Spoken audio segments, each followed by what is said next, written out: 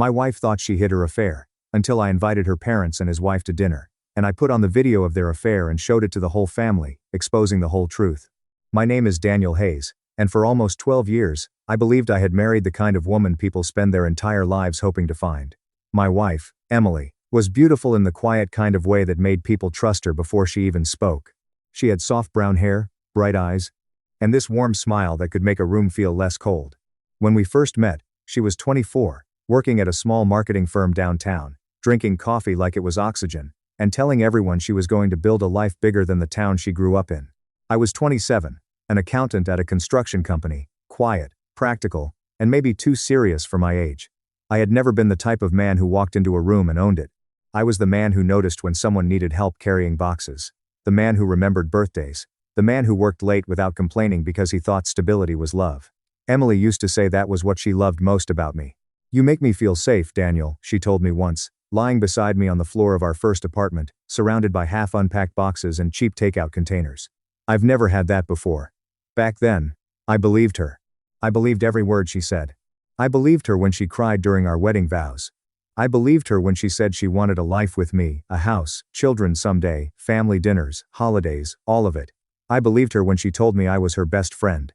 And for a long time, I thought I had gotten lucky. Not movie lucky, not lottery lucky. The kind of lucky where you wake up next to someone and feel grateful you don't have to face the world alone. We bought a house 8 years into our marriage. Nothing fancy.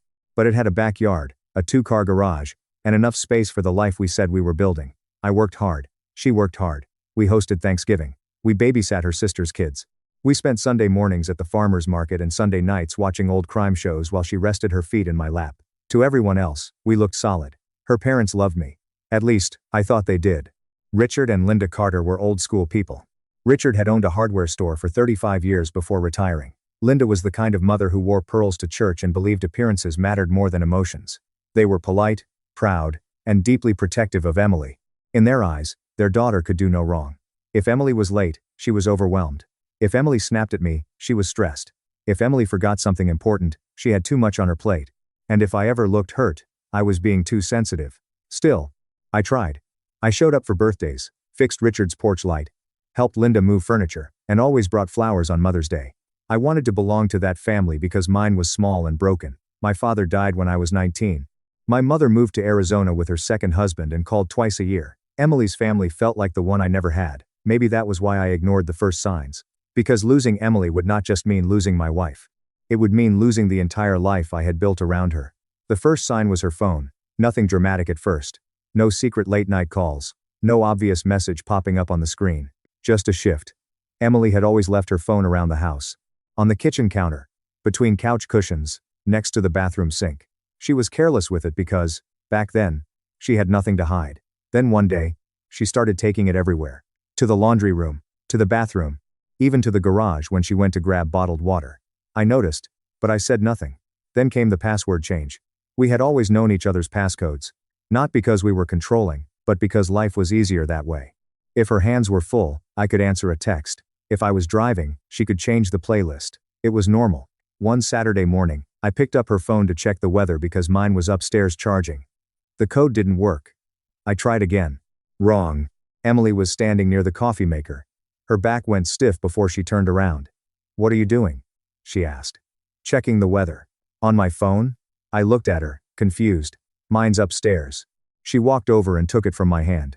Not grabbed, exactly, but close enough. "I changed the password," she said. I noticed.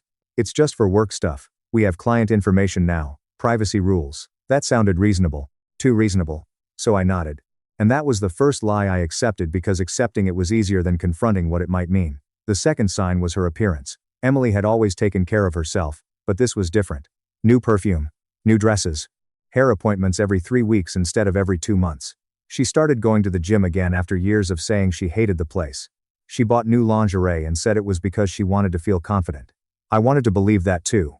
The third sign was Tyler Morrison. I had met him 3 times before everything fell apart. He was one of Emily's co-workers, though technically he worked for a partner firm. He was charming in that polished, rehearsed way some men are. Clean haircut. Expensive watch. Too white smile. Always knew exactly when to laugh. Exactly when to compliment someone. Exactly how to make people feel like they were being chosen. He was married too. His wife's name was Sarah. I had only met Sarah once, at a company Christmas party 2 years earlier. She was quiet, kind, and pregnant at the time. I remembered her sitting at a table rubbing her belly, while Tyler stood across the room making people laugh. At the time, I thought nothing of it. Later, I would think about that night often. Because sometimes, when you look back, the truth was standing in the room all along. Emily first mentioned Tyler more often around March. Tyler said this client is impossible. Tyler thinks we should pitch the rebrand differently. Tyler got us reservations for the team dinner. Tyler knows a guy who can fix the campaign software. I didn't like the way his name started appearing in our house like an uninvited guest, but I told myself not to be insecure. That was the word people used for men like me, wasn't it? Insecure. Jealous. Controlling. Emily helped with that. Whenever I asked a normal question, she made it sound like an accusation. What time will you be home? I don't know, Daniel, I'm not a child. Who's going to the client dinner? Oh my God, do you need a list of names? Is Tyler going too? She stared at me like I had insulted her. He's part of the project. Why are you being weird? So I stopped asking. And the silence between us grew. By June, she was coming home late, twice a week. By July, 3 times.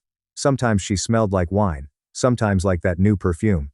Sometimes like nothing at all. Freshly showered before she even walked through the door. The first night I truly knew something was wrong. It rained. I remember because I was standing at the kitchen window, watching water run down the glass, waiting for headlights to turn into our driveway. Emily said she had a work dinner downtown and would be home by 10. At 10:30, I texted. No answer.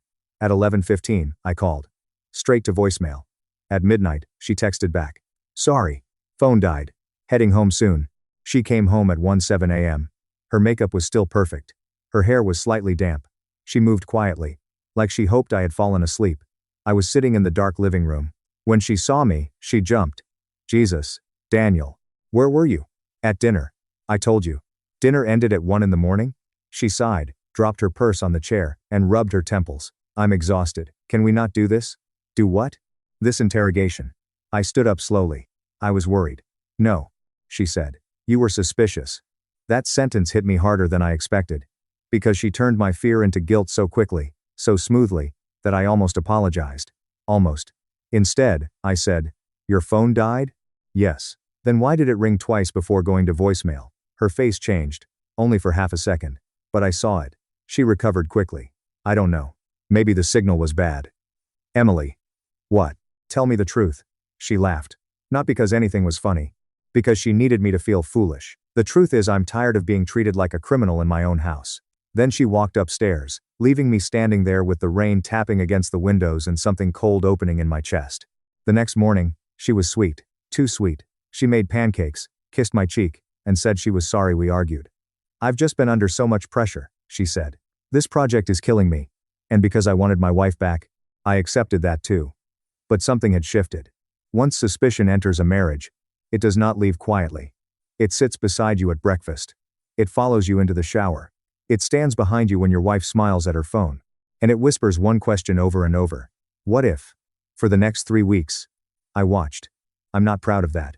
But I watched. I noticed she always turned her phone face down. I noticed she stopped wearing her wedding ring on certain nights, claiming her fingers were swollen.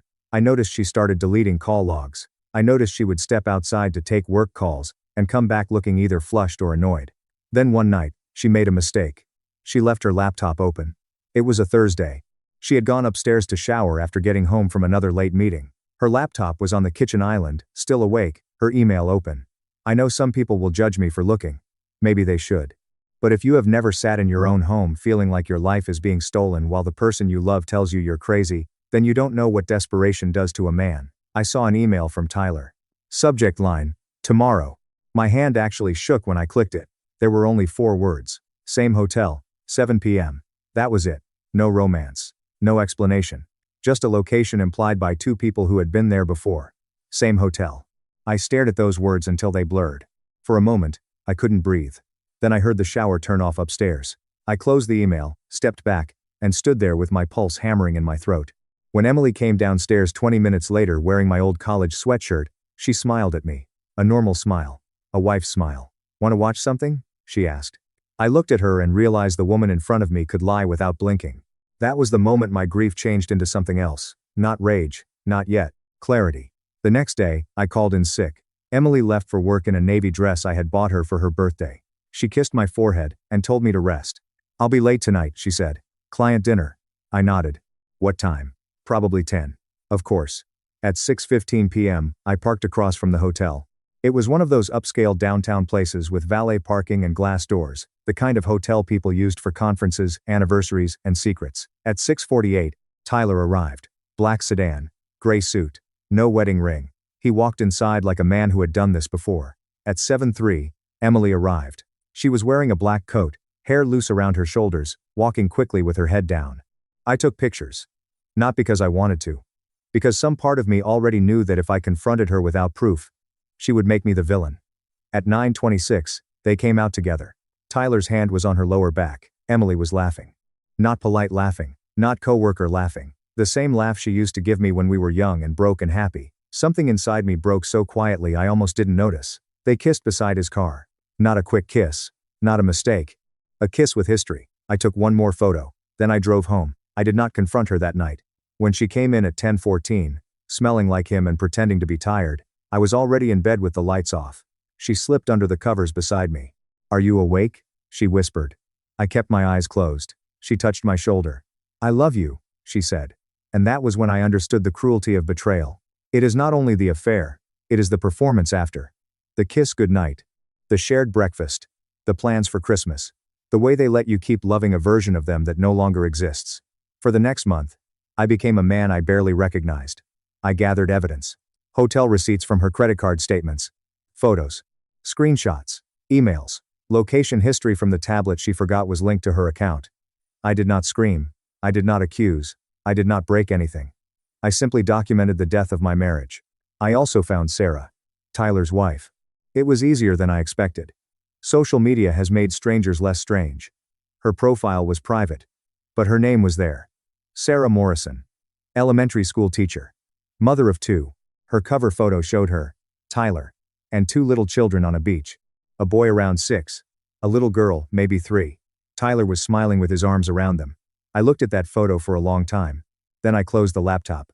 Because my pain was one thing. But Sarah's pain? That was another. I did not contact her immediately. I told myself I was protecting her. Really, I think I was afraid. Afraid that saying it out loud to someone else would make it real. Afraid that her heartbreak would mirror mine too closely. Afraid that if I saw what Tyler was destroying, I would lose control. Instead, I waited. And Emily got bolder. By September, she stopped pretending as carefully. She picked fights over nothing. She criticized the way I dressed, the way I chewed, the way I breathed too loudly at night. You've gotten so negative, she said once. I almost laughed. Another time, she told me I lacked ambition. That one stung. For 12 years, I had worked overtime, budgeted carefully, paid off her student loans, helped her start a small consulting side business, and supported every career move she made. But now, I lacked ambition. Because Tyler wore better suits, because Tyler drove a nicer car, because Tyler probably told her she deserved more than a steady husband in a quiet house. The rewriting of our marriage was almost worse than the affair itself. She needed me to become small so her betrayal could feel justified. Then came the dinner. The idea started with Emily. Ironically, that was the part that made it perfect. Her mother's birthday was coming up in October, and Emily wanted to host a dinner at our house. Nothing huge, she said. Just mom, dad, maybe Claire and Brian. Claire was her younger sister. Brian was Claire's husband. I nodded slowly. Sure. Emily looked surprised. Really? You don't mind? No, I said. Family should be together. She smiled, relieved. And in that moment, I knew. Not the whole plan yet. Just the shape of it. Family should be together. All of it. A week before the dinner, I finally messaged Sarah. I wrote the message 5 times before sending it. Hi Sarah. You don't know me well, but I'm Daniel Hayes. My wife Emily works with your husband Tyler. I'm sorry to contact you like this, but I believe there is something you need to know. I have evidence. I don't want to hurt you, but I think you deserve the truth. She did not reply for 6 hours. When my phone finally buzzed, I stared at it for almost a full minute before opening the message. What kind of evidence? No denial. No anger. Just 5 words. I sent her one photo. Not the worst one. Just enough. Emily and Tyler outside the hotel, his hand on her waist, their faces close. Sarah replied 10 minutes later. Can we talk? We spoke that night for almost 2 hours. Her voice was calm in the beginning. Too calm. The calm of someone standing on ice, afraid one wrong movement will crack everything beneath her. She told me Tyler had been distant for months. She told me he had started sleeping in the guest room, claiming he snored. She told me he had missed their daughter's preschool event because of a client emergency. She told me she had suspected something but blamed herself for being tired, overwhelmed, insecure after having children. Then she started crying, quietly, like she was ashamed to make noise. That broke something in me. Not rage, resolve. I'm sorry, I said. She took a shaky breath. Don't be. I think I already knew. I just didn't have proof. There's more, I said. How much more? A lot. She was silent. Then she said, I want to see it. So I showed her. Not everything. Not all at once. I was careful, but enough. Emails. Hotel dates. Photos. Messages I had managed to recover from Emily's laptop backups. Sarah did not scream. She did not curse. She only said, that night, he told me his flight was delayed. Then, a few minutes later, that was our anniversary. I closed my eyes. I'm sorry. She laughed once, bitter and broken. Stop apologizing for him. By the end of the call, Sarah knew about Linda's birthday dinner because I had mentioned it without thinking. Her parents will be there? She asked. Yes. Do they know? No. They think Emily is perfect. Sarah was quiet for a long time. Then she said something I did not expect. Then maybe they should be there when she stops being perfect. I did not answer. Because the thought had already crossed my mind. It felt ugly. Public exposure. Humiliation. Revenge. But then I thought about all the nights. Emily came home and kissed me with lies on her mouth. I thought about Sarah sitting alone with 2 children, while Tyler played husband to another man's wife in hotel rooms. I thought about Richard and Linda looking at me for years like I was lucky to be tolerated by their daughter. And I realized something. The truth is only embarrassing to people who worked hard to hide it. So I made the invitation. I did not tell Sarah to come for revenge. I told her she could come if she wanted the truth spoken in a room where no one could twist it afterward. She said yes. The dinner was scheduled for Saturday at 7. Emily spent the entire day preparing like nothing was wrong. She made roasted chicken, garlic mashed potatoes, green beans, salad, and Linda's favorite lemon cake. She lit candles. She arranged flowers. She asked me if the dining room looked too plain. I watched her move through our home like a woman polishing the stage before her own trial. At one point, she caught me staring. What? She asked. Nothing. You've been weird all day. I'm just thinking. She rolled her eyes. You do that too much. I almost smiled. At 6:40, Richard and Linda arrived. Linda hugged Emily first, of course. Then she hugged me lightly, like I was a coat rack with feelings. Daniel, she said, the house looks nice. Thank you, Linda. Richard shook my hand. Smells good in here. Claire and Brian arrived 15 minutes later with a bottle of wine and a grocery store bouquet. Claire gave me a warm hug. She was the only person in Emily's family who had ever really treated me like more than an accessory. You okay? She whispered. I looked at her. Why? You look tired. I nodded. Long month. She squeezed my arm. At 7:12. Emily glanced at the clock. Everyone's here, she said. Not quite, I replied. She turned toward me. What? I invited someone else. Her smile froze. Who? Before I could answer, the doorbell rang. Emily looked confused. Linda frowned. I walked to the door. Sarah stood on the porch wearing a dark green dress and a black coat. Her face was pale, but steady. She looked like someone walking into a burning building because her children were inside. Behind her stood Tyler. That was the only part Sarah had not told me. My stomach dropped. Tyler looked furious. His jaw was clenched, and his eyes locked on mine with instant recognition. Sarah had clearly forced him to come, or maybe threatened him with enough evidence that he had no choice. Daniel, Sarah said softly. Sarah. I stepped aside. Tyler walked in behind her, his face tight. Emily came into the foyer. The second she saw them, the color drained from her face. It was not subtle. It was not explainable. Her mouth opened slightly. Her eyes moved from Sarah to Tyler to me. For once, Emily had no script. Linda appeared behind her. Emily? Who is this? Sarah looked at Linda. I'm Sarah Morrison, Tyler's wife. The silence that followed was so sharp it felt physical. Richard stepped forward. Tyler? From work? Tyler cleared his throat. Mr. Carter. Emily whispered. Daniel. What is this? I looked at her. Dinner. No one moved. Then Claire came around the corner, saw Tyler, saw Sarah, saw Emily's face, and immediately understood something was very wrong. I gestured toward the dining room. We should sit. Emily grabbed my arm as I passed. Kitchen. Now. Her voice was low and shaking. I gently removed her hand. No. Her eyes flashed. Daniel. No, I repeated. You've had months of private conversations. Tonight, we talk in front of everyone. Linda gasped. What is going on? Sarah answered before I could. Your daughter has been having an affair with my husband. The sentence landed like a plate shattering. Linda's hand flew to her chest. Richard stared at Emily. Claire whispered, Oh my God. Emily shook her head quickly. No. No, that's not Sarah. I don't know what he told you, but don't, Sarah said. Just one word. But Emily stopped. Tyler stepped forward. Sarah. This is not the place. Sarah turned to him. It was the place when you took her to hotels. It was the place when you lied to me. It was the place when you missed your son's school play. But now that your audience is here, suddenly it's not the place? Tyler's face reddened. Brian muttered, Jesus. Linda looked at me, angry and confused. Daniel, what have you done? That question almost made me laugh. Not because it was funny. Because even then, even with Sarah standing there, Linda's instinct was to blame me. What have I done? I asked. Emily's eyes filled with tears instantly. That was always her gift. Tears on command. Mom, she whispered. I can explain. Linda rushed to her side. Sweetheart, what is happening? Sweetheart. I had spent months being lied to in my own home, and Emily was still sweetheart. I reached into the drawer of the hallway table and took out the folder. A plain manila folder. Nothing dramatic. But Emily stared at it like it was a loaded weapon. Daniel. She said. Please. There it was. Not, I'm sorry. Not, I hurt you. Please. Because consequences had arrived. I walked into the dining room and placed the folder on the table. Everyone sit down. Richard's face hardened. You don't give orders in my daughter's house. I looked at him. My name is on the mortgage, Richard. Sit down or leave. But if you leave without knowing what she did. That shut him up. One by one, they sat. Emily remained standing. Tyler remained standing too. Sarah sat across from me, hands folded tightly in her lap. I opened the folder. Inside were printed screenshots, hotel receipts, photos, and a timeline I had made because numbers and dates were the only things keeping me sane. I slid the first photo across the table. Emily and Tyler outside the hotel. Linda looked away immediately. Richard picked it up. His face changed. Not sadness yet. Recognition. Because a father knows when his daughter has been caught. Emily started crying harder. That looks bad, but it's not what you think.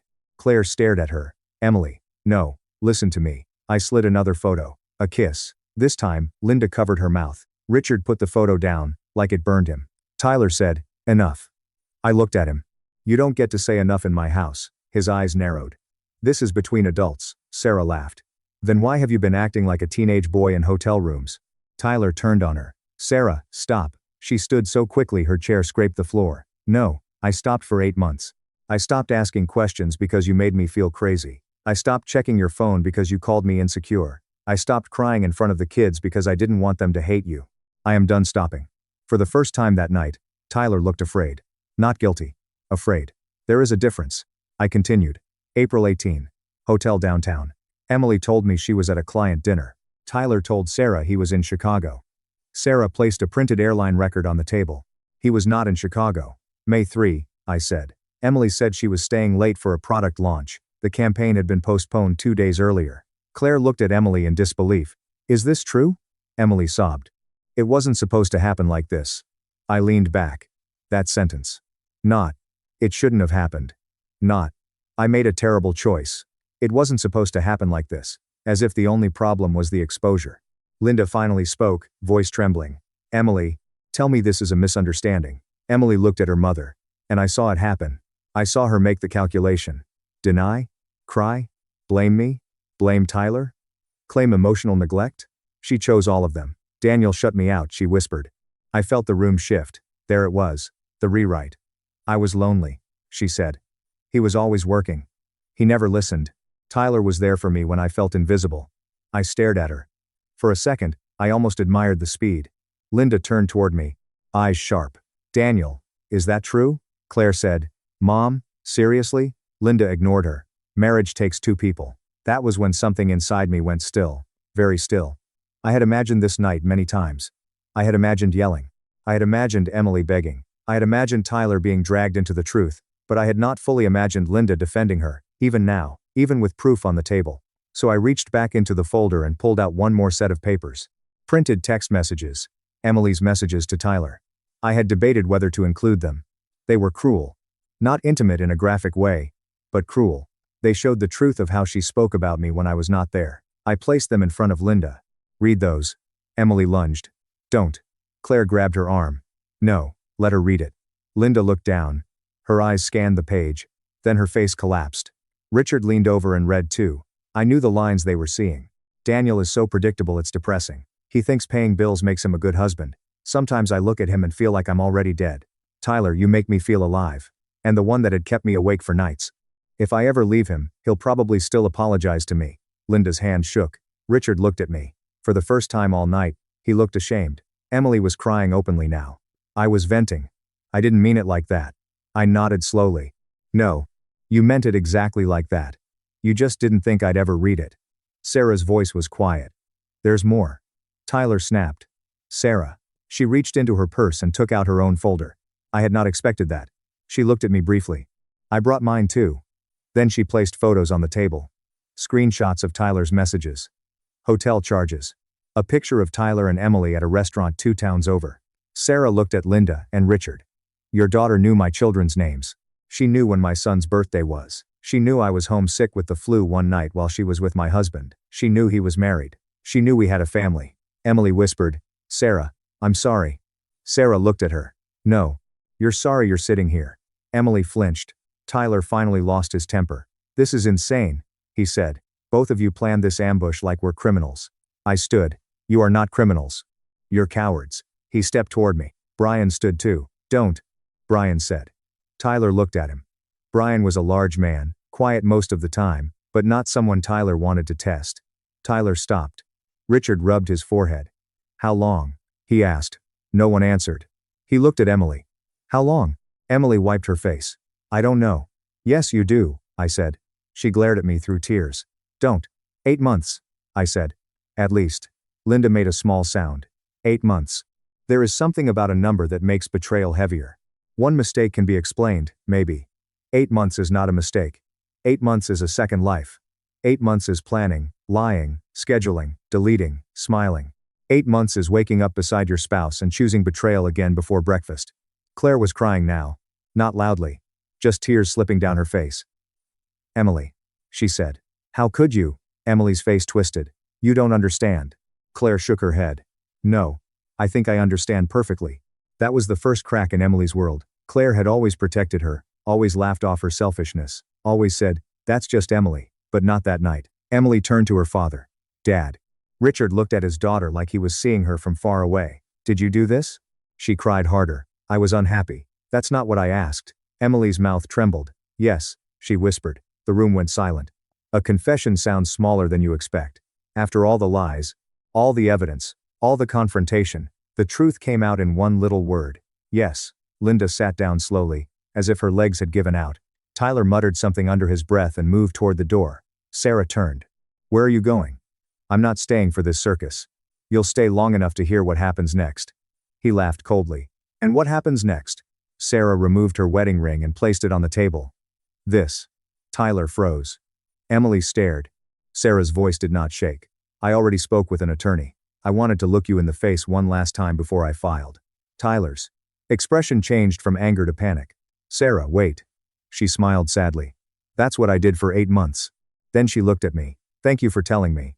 I nodded, unable to speak. Emily looked from Sarah to me. You planned this together? I finally lost patience. No, Emily. You planned this. Every hotel, every lie. Every time you came home and let me worry about you. Every time you told me I was paranoid. Every time you stood in this kitchen and said you loved me after being with him. You planned all of it. Sarah and I only brought the audience. Her face crumpled. I made a mistake. No, I said. You made a lifestyle. Linda whispered. Daniel. I turned to her. Don't. She swallowed. I don't know what to say. Then don't say anything. Richard looked at me. What are you going to do? I took a breath. This was the part I had rehearsed least because it hurt the most. I filed for divorce yesterday. Emily stared at me. What? The papers will be delivered Monday. She shook her head. No. Yes. No. Daniel, please. We need to talk. Not like this. We talked for months. You called it nagging. I was confused. You were cruel. I was unhappy. So was I. I didn't betray you. She stepped toward me. I still love you. I looked at her then. Really looked. This woman I had married. This woman I had trusted with every soft part of me. For a second, I saw the girl from the apartment floor. The girl eating noodles from a carton, laughing because we owned one spoon and no couch. The girl who had said I made her feel safe. Then I saw the hotel photo. The messages. The way she made me feel crazy for noticing my own marriage disappearing. And the love I still had for her did not vanish. That would have been easier. It remained, bruised and bleeding. But no longer in control. Maybe you do love me, I said quietly. But you love yourself more. Emily covered her mouth. I walked to the sideboard and picked up another envelope. This is a copy of what my lawyer has. I'm not discussing details tonight. You can stay in the guest room until Monday or go to your parents' house. Linda immediately said, of course she can come home. Richard did not speak. Emily looked at her mother, then at me. You're throwing me out? I almost laughed. You left this marriage months ago. I'm just changing the locks on the door you walked through. Tyler opened the front door. Sarah followed him, but not before turning back to me. There was no happiness on her face. No victory. Only exhaustion. I'm sorry, she said. So am I. Then she left. Tyler did not look at Emily as he walked out. That, more than anything, seemed to destroy her.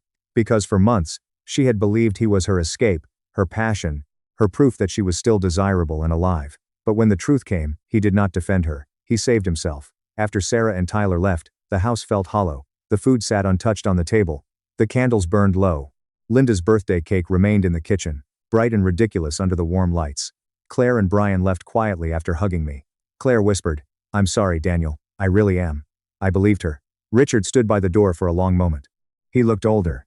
I misjudged you, he said. I did not know how to respond, so I said nothing. He nodded once, then walked out. Linda helped Emily pack a bag, but she did not look at me. Not once. Emily cried the entire time. Loudly at first, then quietly.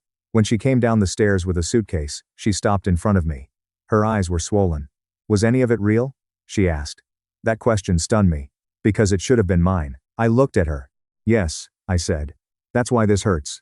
She started crying again. I don't want to lose you. You already did. Then she left. The door closed behind her with a soft click. No dramatic slam. No final speech. Just the sound of my life dividing into before and after. For a long time, I stood in the foyer. The house was silent. Then I walked into the dining room and looked at the table. Plates set for dinner. Wine unopened. Evidence scattered beside folded napkins. A family dinner turned into a courtroom. I expected to feel relief. I expected satisfaction, maybe. But all I felt was tired. So tired I could barely stand. I cleaned the table because I did not know what else to do. I threw away the flowers. Wrapped the chicken. Put the cake in the fridge. Normal actions in an abnormal life. At 2 a.m., I sat alone at the kitchen island and finally cried. Not polite tears. Not a single tear down the cheek like in movies. I broke. I cried for the wife I thought I had. For the man I had been before suspicion made me hard. For Sarah, and her children. For 12 years of memories now infected by one question. Was she lying then too? People think exposure is the end of a betrayal story. It is not. It is the beginning of the cleanup. Monday came.